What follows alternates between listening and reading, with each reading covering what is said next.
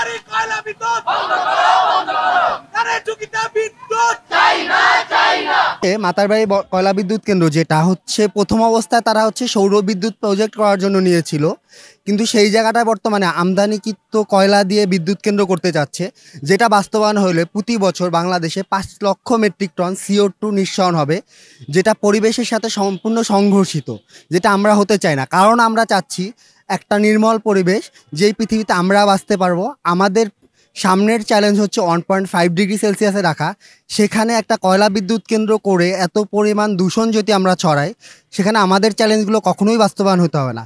যে কারণে আমাদের চাওয়াটা হচ্ছে এই বিদ্যুৎ কেন্দ্র বন্ধ করে আমাদের একটা রিনিউয়েবল এনার্জির প্রজেক্ট হোক, অথবা সবুজ বিদ্যুৎ চাই, যেই বিদ্যুৎ আমাদের জন্য সুফল বয়ে আনবে সবসময়ের জন্য। ওরিয়ন কয়লা বিদ্যুৎকে রাষ্ট্রীয় অপচয় হিসাবে আখ্যা দিয়ে আজকে আমাদের এখানে কর্মসূচি। আমরা সরকারকে সুস্পষ্ট বার্তা দিতে চাই, আমাদের কক্সবাজারে যে মাতারবাড়ি বিদ্যুৎ কেন্দ্র রয়েছে সেটি বন্ধ করতে হবে, এবং সেখানে যে অবৈধ জমি রয়েছে যারা নেওয়া হয়েছে সেটি বন্ধ করতে হবে। কারণ এটি আমাদের পরিবেশের জন্য হুমকি স্বরূপ।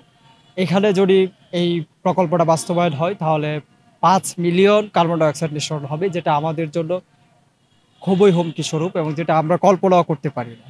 এবং আমরা বাংলাদেশে সুন্দর পরিবেশে বাঁচতে চাই, আমাদের ভবিষ্যৎ প্রজন্মকে একটা ভালো পরিবেশ দিতে চাই। সেই লক্ষ্যেই আমরা চাচ্ছি মাতারবাড়ি বিদ্যুৎ কেন্দ্র বন্ধ করে দেওয়া হোক, এবং আমরা চাই এর পরিবর্তে এখানে সৌর বিদ্যুৎ প্রকল্প বাস্তবায়িত হোক।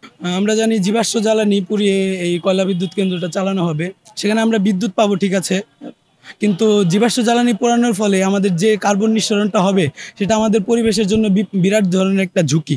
এই ঝুঁকির জন্য আমাদের বৈশ্বিক উষ্ণতা বৃদ্ধি পাবে, যেহেতু আমরা একটা উপকূলবর্তী দেশ, আমাদের সমুদ্রের উচ্চতা বেড়ে যাবে, আমাদের অনেক জমি প্লাবিত হতে পারে।